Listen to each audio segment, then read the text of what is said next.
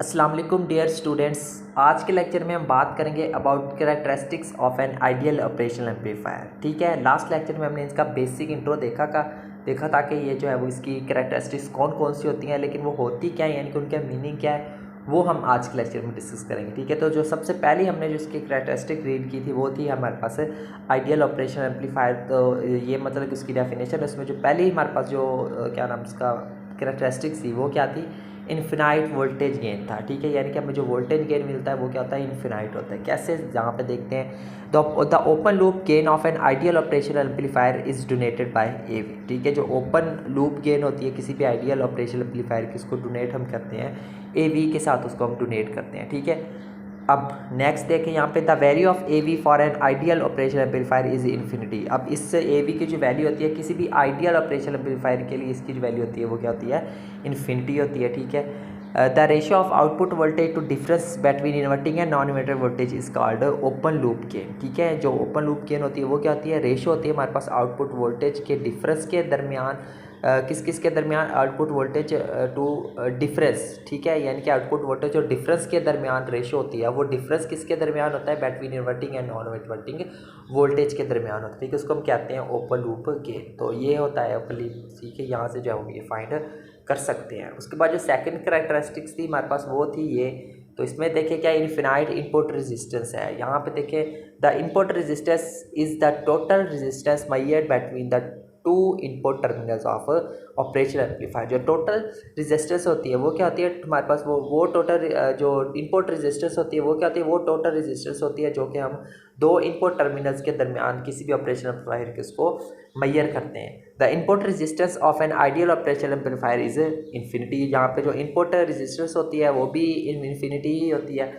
Due to this the current following in each input terminal will be zero. ठीक है, अब इस वजह से जो करंट जो हमारे पास होगा इनपुट टर्मिनल्स के में, वो क्या होगा हमारे पास, जीरो होगा, जैसे यहाँ भी इसको एक्सप्लेन किया गया है। ठीक है, तो यहाँ से आप जो है वो हम चला के थ्रू इसको प्रूव भी कर सकते हैं। उसके बाद अगर हम बात करें ज़ीरो आउटपुट रेजिस्टेंस की, तो ये क्या होती है, the zero output resistance of the operation amplifier is the resistance viewed from output terminal. ठीक है, ये वो रेजिस्टेंस होती है जो कि हम आउटपुट टर्मिनल के थ्रू हम उसको देखते हैं। The output resistance of N ideal operation amplifier is zero. Definitely यहाँ पे जो है उसका नाम ही जीरो आउटपुट रेजिस्टेंस है, तो इसका मतलब है जो हमें आउटपुट पे अगर रेजिस्टेंस हम देख रहे हो तो वो क्या होती है, जीरो होती है। उसके बाद है नंबर 4 पे है जीरो ऑफसेट वोल्टेज। ठीक है, ये क्या होता है हमारे पास, the voltage which is produced at the output when both input voltages are zero. ठीक है, ये वो वोल्टेज होता है हमारे पास जो कब पैदा होता है, एट द आउटपुट, उस आउटपुट के ऊपर प्रोड्यूस होता है कब, when both input voltages are zero, जब दोनों ही इनपुट वोल्टेजेस की वैल्यू क्या होती है हमारे पास,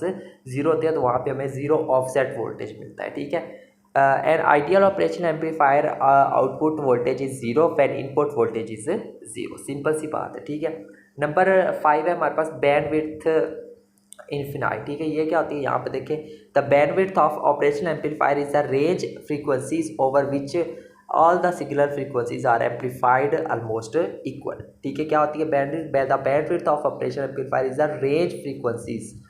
ठीक है, ये एक फ्रीक्वेंसीज की बेसिकली एक रेंज होती है, over which all the signal frequencies and amplified almost equal, जिसके ऊपर जो जितनी भी हमारे पास जो सिग्नल फ्रीक्वेंसीज होती हैं वो क्या होती है हमारे पास, एम्पलीफाइड होती हैं और वो एक दूसरे की क्या होती हैं, इक्वल होती हैं। ठीक है, वो होती है हमारे पास बैंडविड्थ।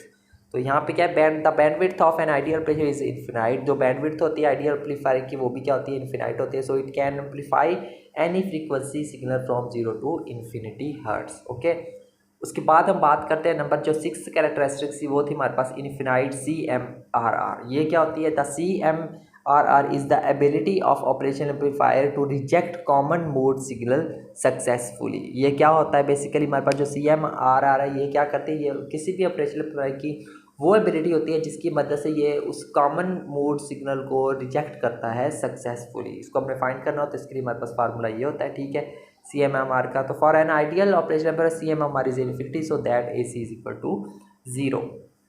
उसके बाद हम बात करते हैं नंबर 7 पे इन्फिनाइट स्ल्यू रेट। ठीक है, ये क्या होता है, the maximum rate of change of output voltage with in time is called infinite slew rate. ठीक है, तो उसके बाद जो है उसको ऐसे डोनेट करते हैं और ये जो है उसको फाइंड करने का फार्मूला हमारे पास ये होता है। तो जैसे ऊपर हम डिस्कस कर चुके हैं बिल्कुल सेम किसी भी आइडियल ऑपरेशन एम्पलीफायर के लिए जो स्लीव रेट होता है वो भी क्या होता है हमारे पास इन्फिनिटी ही होता है।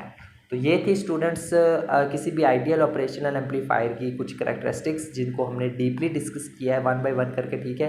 अब इन सारी चीज़ों के बारे में आपको अच्छे से पता होना चाहिए ताकि आप जो है वो नेक्स्ट जो हमारे पास जो लेक्चर्स आएंगे उसके अंदर ये सारी चीज़ें जो है वो अच्छे से यूज़ होनी है। तो वहाँ पे आपको जो पता होना चाहिए, ठीक है, कि बैंडविड्थ क्या होती है या फिर जितनी भी हमने चीज़ें यहाँ पे करैक्टरिस्टिक्स के अंदर डिस्कस की हैं, ठीक है। तो मिलते हैं नेक्स्ट लेक्चर में किसी और टॉपिक के साथ, तब तक के लिए टेक केयर एंड अल्लाह हाफिज़।